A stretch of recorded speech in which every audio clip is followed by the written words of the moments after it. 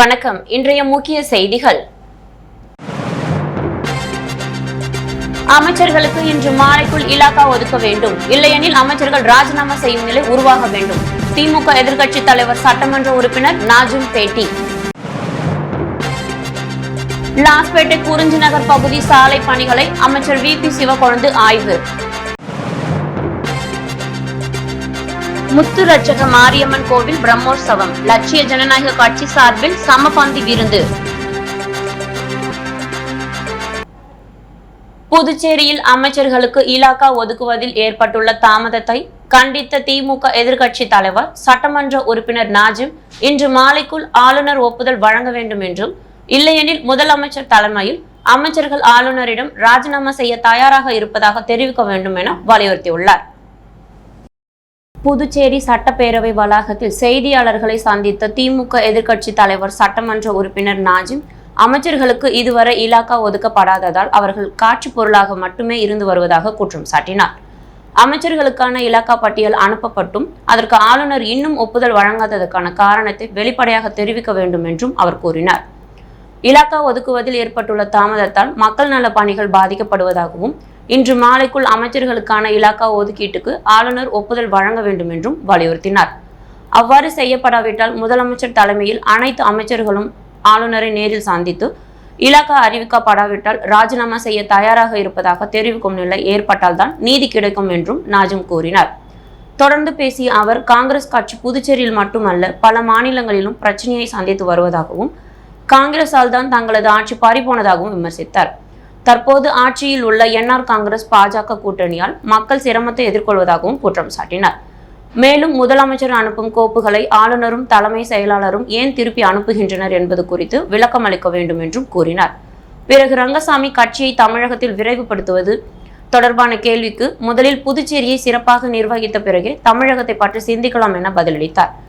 சட்டமன்றத்தின் மாண்புகள் பல ஆண்டுகளாக சீர்குலைந்துள்ளதாகவும், அமைச்சரவை முடிவுகளுக்கு கூட ஆளுநர் ஒப்புதல் அளிக்காத நிலை இருப்பதாகவும், இதனால் புதுச்சேரி மாநிலத்தை நாடே வேடிக்கை பார்க்கும் சூழல் உருவாகியுள்ளது என்றும் அவர் தெரிவித்தார்.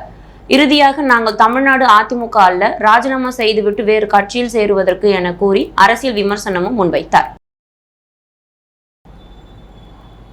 புதுச்சேரி லாஸ்பேட்டை தொகுதிக்குட்பட்ட குறிஞ்சி நகரில் நடைபெற்று வரும் சாலை அமைக்கும் பணிகளை அமைச்சரும் லாஸ்பேட்டை தொகுதி சட்டமன்ற உறுப்பினருமான VP சிவக்கொழுந்து நேரில் பார்வையிட்டு ஆய்வு மேற்கொண்டார். புதுச்சேரி லாஸ்பேட்டை தொகுதிக்குட்பட்ட குறிஞ்சி நகர் பகுதியில் பொதுப்பணித்துறை சார்பில் புதிய சாலை அமைக்கும் பணிகள் நடைபெற்று வருகின்றன. இந்த பணிகளை அமைச்சரும் லாஸ்பேட்டை தொகுதி சட்டமன்ற உறுப்பினருமான VP சிவக்கொழுந்து பொதுப்பணித்துறை அதிகாரிகளுடன் நேரில் பார்வையிட்டு ஆய்வு செய்தார். அப்போது சாலை பணிகளை தரமாகவும் விரைவாகவும் நிறைவு செய்யுமாறு அதிகாரிகளுக்கு அவர் வலியுறுத்தினார்.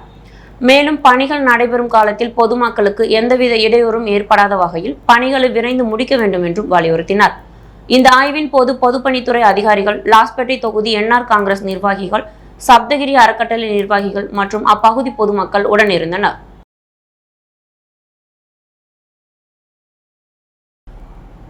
புதுச்சேரி முத்தியால்பேட்டையில் உள்ள ஸ்ரீ முத்துரட்சக மாரியம்மன் திருக்கோவிலில் 14ஆம் ஆண்டு பிரம்மோற்சவ திருவிழாவை முன்னிட்டு லட்சிய ஜனநாயக கட்சி சார்பில் பக்தர்களுக்கு சமபந்தி விருது வழங்கப்பட்டது. புதுச்சேரி முத்தியால்பேட்டை அருத்திரு மௌனகுரு தேவராச சுவாமிகள் சித்தர் பீடம் அருள்மிகு ஸ்ரீ முத்து ரட்சக மாரியம்மன் திருக்கோவிலின் 14ஆம் ஆண்டு பிரம்மோற்சவ திருவிழா நடைபெற்று வருகிறது. இதனை முன்னிட்டு லட்சிய ஜனநாயக கட்சியின் தலைவரும் காமராஜர் நகர் தொகுதி சட்டமன்ற உறுப்பினருமான ஜோஸ் சார்லஸ் மார்டின் அறிவுறுத்தலின்படி வெற்றி பவுண்டேஷன் நிறுவனரும் லட்சிய ஜனநாயக கட்சியின் முத்தியால்பேட்டை தொகுதி தலைவருமான அழகப்பன் ஏற்பாட்டில் பக்தர்களுக்கு சம்மந்தி விருந்து வழங்கப்பட்டது.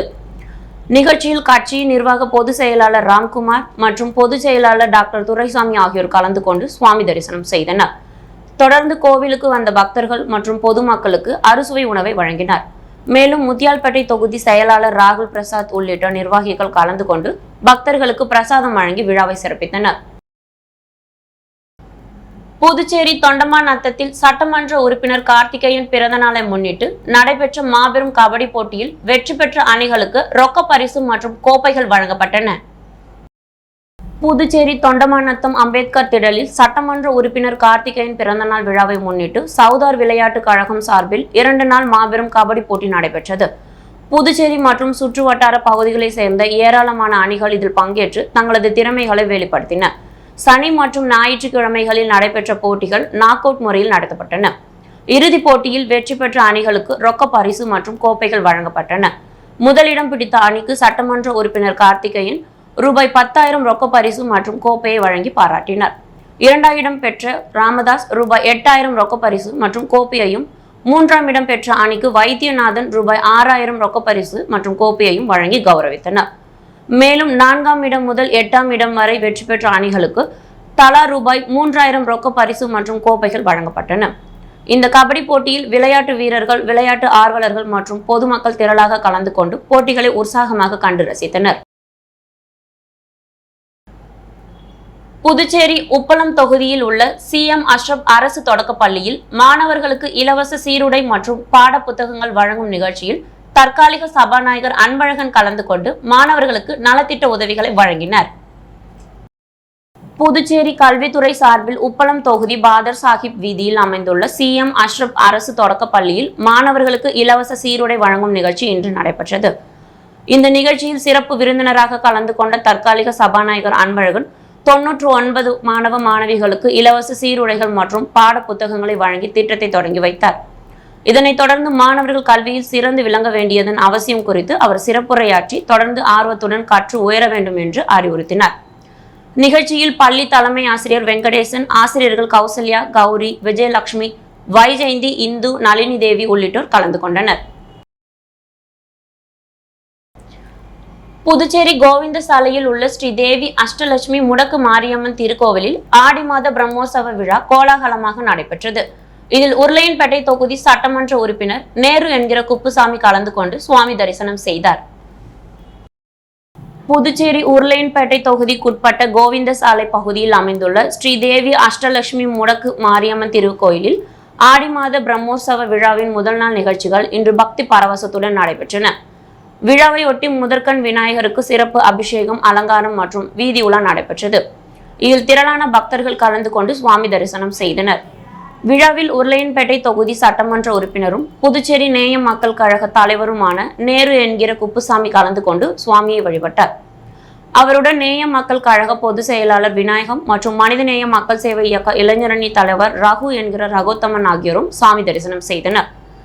மேலும் கோவில் நிர்வாகிகள், அப்பகுதி முக்கிய பிரமுகர்கள், பொதுமக்கள், மகளிர், இளைஞர்கள் மற்றும் நேய மக்கள் கழக நிர்வாகிகள், தொண்டர்கள் என ஏராளமானோர் விழாவில் பங்கேற்று வழிபாடு நடத்தினர். ஆடி மாத திருவிழாவின் முதல் நாள் உபய விழாவை கோவில் நிர்வாகத்தினர் சிறப்பாக ஏற்பாடு செய்திருந்தனர். விழா பக்தர்களின் திரளான பங்கேற்புடன் சிறப்பாக நடைபெற்றது.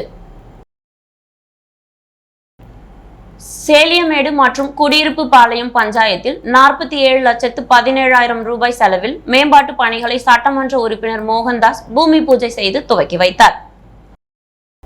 பாகூர் கொம்யூன் பஞ்சாயத்து சார்பில் ஏம்பலம் தொகுதி சேலிமேடுபேட்டில் 20,52,000 ரூபாய் செலவில் வடிகால் வாய்க்காலின் மீது பாலம் அமைத்தல், குடியிருப்பு பாளையம் இடுகாட்டில் 9 லட்சம் ரூபாய் செலவில் குடிநீர் வசதி மற்றும் சாலையை மேம்படுத்துதல், சார்காசிமேடு கிராமத்தில் 17,55,000 ரூபாய் செலவில் குடிநீர் வசதி, சுடுகாட்டு பாதை மற்றும் தகன மேடை சீரமைத்திட திட்டமிடப்பட்டுள்ளது. இப்பணிகளுக்கான பூமி பூஜை நிகழ்ச்சி இன்று நடைபெற்றது. இதில் சிறப்பு விருந்தினராக சட்டமன்ற உறுப்பினர் மோகன்தாஸ் கலந்து கொண்டு பூமி பூஜை செய்து பணிகளை துவக்கி வைத்தார். இந்நிகழ்ச்சியில் பாகூர் கொம்யூன் பஞ்சாயத்து ஆணையர் சதாசிவம், உதவி பொறியாளர் பாலமுருகன், என்ஆர் காங்கிரஸ் பிரமுகர்கள், பொதுமக்கள் பலர் கலந்து கொண்டனர்.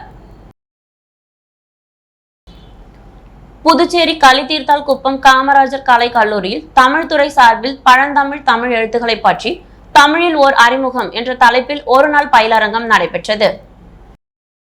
புதுச்சேரி களித்தீர்த்தால் குப்பம் காமராஜர் கலை கல்லூரியில் தமிழ் துறை சார்பில் பழந்தமிழ் தமிழ் எழுத்துக்களை பற்றி தமிழில் ஓர் அறிமுகம் என்ற தலைப்பில் ஒரு நாள் பயிலரங்கம் நடைபெற்றது. இந்த பயணத்தை கல்லூரியில் முதல்வர் லெப்டினன்ட் டாக்டர் கதிர்வேல் கலந்து கொண்டு குத்துவிளக்கினை ஏற்றி வைத்து துவக்கி வைத்தார். இந்த பயிலரங்கனை 5ஆம் வகுப்பு மாணவி செல்வி கா நேயஸ்ரீ தனி திறமையாளராக கலந்து கொண்டு பண்டைய தமிழில் உள்ள குறியீடுகள் குறித்து தமிழில் எழுதும் திறமையை வெளிப்படுத்தினார். தமிழ் துறையை சேர்ந்த மாணவர்கள் இந்த பயிற்சி முகாமில் கலந்து கொண்டு பண்டைய கால தமிழ் எழுத்து முறைகளை தெரிந்து கொண்டனர். இந்த நிகழ்ச்சியில் தமிழ்துறை பேராசிரியர் விவேகானந்த தாசன், கணிதத்துறை தலைவர் ராஜ்மோகன், கல்லூரி பேராசிரியர்கள் பெருமாள், சாபுதங்கப்பன், மேரிஜிடி, இந்திரா ஆகியோர் ஒருங்கிணைப்பாளராக செயல்பட்டனர். இந்த நிகழ்ச்சியில் தமிழ் துறை மற்றும் பல்வேறு துறைகளை சேர்ந்த மாணவர்கள் கலந்து கொண்டனர். முனைவர் ஸ்ரீதர் சிறப்புரை வழங்கினார். மாணவர் லட்சுமிபதி அனைவருக்கும் நன்றி கூறினார். புதுச்சேரியில் அமைச்சர்களுக்கான இலாக்கா ஒதுக்கீடு நீண்ட நாட்களாக அறிவிக்கப்படாதது அரசு நிர்வாகத்தையும் மக்கள் நல திட்டங்களையும் பாதிப்பதாக கூறியுள்ள இந்திய கம்யூனிஸ்ட் கட்சியின் மாநில செயலாளர் சாலிம் இந்த தாமதத்திற்கான காரணத்தை துணைநிலை ஆளுநர் விளக்க வேண்டும் என்று வலியுறுத்தியுள்ளார். புதுச்சேரியில் முதலமைச்சர் மற்றும் 5 அமைச்சர்கள் பதவியேற்று பல நாட்கள் கடந்தும் அவர்களுக்கான இலாக்காக்கள் இன்னும் ஒதுக்கப்படவில்லை என இந்திய கம்யூனிஸ்ட் கட்சியின் மாநில செயலாளர் சலீம் தெரிவித்துள்ளார். இது குறித்து வெளியிட்டுள்ள அறிக்கையில் அமைச்சர்களுக்கு இலாக்காக்கள் ஒதுக்கப்படாததால் அரசு நிர்வாகம் பாதிக்கப்பட்டுள்ளதுடன் மக்கள் நல திட்டங்களை செயல்படுத்துவதிலும் காலதாமதம் ஏற்பட்டுள்ளதாக அவர் கூறியுள்ளார். கடந்த 20ஆம் தேதி முதலமைச்சர் அமைச்சர்களின் இலாக்கா பட்டியலை துணைநிலை ஆளுநரிடம் வழங்கியிருந்தும் ஒரு வாரமாகியும் அதற்கான அதிகாரப்பூர்வ அறிவிப்பு வெளியாகவில்லை என்றும் அவர் சுட்டிக்காட்டியுள்ளார். அமைச்சர்களுக்கு இலாக்காக்களை ஒதுக்குவது முதலமைச்சரின் அதிகாரம் என்பதால் அதனை உடனடியாக அங்கீகரித்து அறிவிக்க வேண்டும் என்றும் இந்த தாமதத்திற்கான காரணத்தை துணைநிலை ஆளுநர் பொதுமக்களுக்கு விளக்க வேண்டும் என்றும் சலீம் வலியுறுத்தியுள்ளார். மேலும் இந்த காலதாமதம் புதுச்சேரியின் ஜனநாயக நிர்வாக செயல்பாட்டையே பாதிப்பதாகவும் அவர் குற்றம் சாட்டியுள்ளார். புதுச்சேரி புதிய பேருந்து நிலையம் சென்டர் கேட்டில் ஸ்ரீ ராமகிருஷ்ணன் மண் நிமிட்டி சித்தர் அறக்கட்டளையின் தலைவர் பஞ்சு குணாவின் 55வது பிறந்தநாள் விழா அன்னதானத்துடன் நடைபெற்றது. ஸ்ரீ ராமகிருஷ்ணன் மண் நிமிட்டி சித்தர் அறக்கட்டளையின் தலைவர் பஞ்சு குணாவின் 55வது பிறந்தநாளை முன்னிட்டு புதுச்சேரி புதிய பேருந்து நிலையம் சென்டர் கேட்டில் சிறப்பு விழா நடைபெற்றது. விழாவை ஒட்டி பொதுமக்களுக்கு அன்னதானம் வழங்கப்பட்டது. இதில் சிறப்பு அழைப்பாளராக கலந்து கொண்ட புதுவை மாநில திமுக அமைப்பாளரும் முன்னாள் எதிர்க்கட்சி தலைவருமான சிவா பஞ்சு குணாவுக்கு பொன்னாடை அணிவித்து பிறந்தநாள் வாழ்த்து தெரிவித்தார். தொடர்ந்து உருளையன்பேட்டை தொகுதி பொறுப்பாளர் கோபால், திமுக இளைஞரணி மாநில துணை அமைப்பாளர் நிதிஷ் உள்ளிட்டோர் கலந்து கொண்டு பஞ்சு குணாவுக்கு வாழ்த்து தெரிவித்தனர். பின்னர் விழா அரங்கில் அலங்கரித்து வைக்கப்பட்டிருந்த ஸ்ரீ ராமகிருஷ்ணன் மண்ணிமிட்டி சித்தரின் திருவுருவ படத்திற்கு சிவா பூஜை செய்து அன்னதான நிகழ்ச்சியை தொடங்கி வைத்தார். இந்த நிகழ்ச்சியில் பஞ்சு குணாவின் குடும்பத்தினர், புதிய பேருந்து நிலைய சென்டர் கேட் ஆட்டோ ஸ்டாண்ட் நிர்வாகிகள், உறுப்பினர்கள், ஆட்டோ ஓட்டுநர்கள், ஆன்மீக பக்தர்கள் மற்றும் பொதுமக்கள் திரளாக கலந்து கொண்டு விழாவை சிறப்பித்தனர். புதுச்சேரி முத்தியால்பேட்டையில் உள்ள அருள்மிகு ஸ்ரீ முத்து ரட்சக மாரியம்மன் கோவிலில் ஆடி பெருவிழா கொடியேற்றத்துடன் கோலாகலமாக தொடங்கியது. இதில் திரளான பக்தர்கள் கலந்து கொண்டு அம்மனை தரிசனம் செய்தனர்.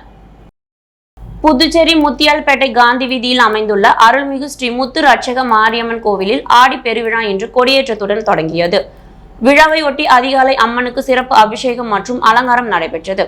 பின்னர் கொடிமரத்திற்கும் சிறப்பு பூஜை அபிஷேகம் நடத்தப்பட்டதை தொடர்ந்து சிங்கக்கொடி ஏற்றப்பட்டு ஆடி பெருவிழா தொடங்கி வைக்கப்பட்டது. இந்த நிகழ்ச்சியில் ஏராளமான பக்தர்கள் கலந்து கொண்டு முத்து ரட்சக மாரியம்மனை வழிபட்டு விழாவின் தொடக்க விழாவில் பக்தி பரவசத்துடன் பங்கேற்றனர். ஆடி பெருவிழாவை முன்னிட்டு வருகிற நாட்களில் கோவிலில் பல்வேறு சிறப்பு பூஜைகள், ஆன்மீக நிகழ்ச்சிகள் மற்றும் உற்சவங்கள் நடைபெற உள்ளன. முத்துப்பிள்ளைப்பாளையம் புதுநகரில் எழுந்தருளியுள்ள அருள்மிகு ஸ்ரீ கழுத்துமுத்து மாரியம்மன் ஆலயத்தில் 19ஆம் ஆண்டு செடல் பிரம்மோற்சவ விழாவை முன்னிட்டு ஊரணி பொங்கலிட்டு சிறப்பு பூஜைகள் நடைபெற்றது.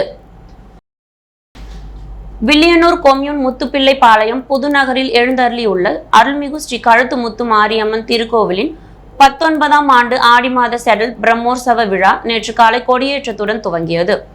இவ்விழாவை முன்னிட்டு காலை அம்மனுக்கு சிறப்பு அபிஷேக ஆராதனைகள் நடைபெற்று கால் நடப்பட்டு காப்பு கட்டி மகா தீபாராதனைகள் காண்பிக்கப்பட்டது.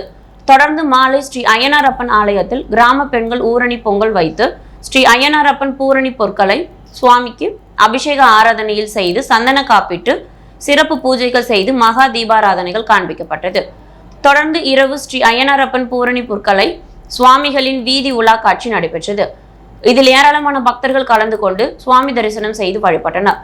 இவ்விழாவிற்கான ஏற்பாடுகளை ஆலய அறங்காவலர் குழு தலைவர் வீரப்பன், செயலாளர் தெய்வ சிகாமணி, பொருளாளர் தமிழ்ச்செல்வன், துணைத் தலைவர் ஐயனார், துணை செயலாளர் வீரப்பன், துணை பொருளாளர் சூரியகுமார் உள்ளிட்ட நிர்வாகிகள், கிராம பொதுமக்கள் இணைந்து செய்திருந்தனர்.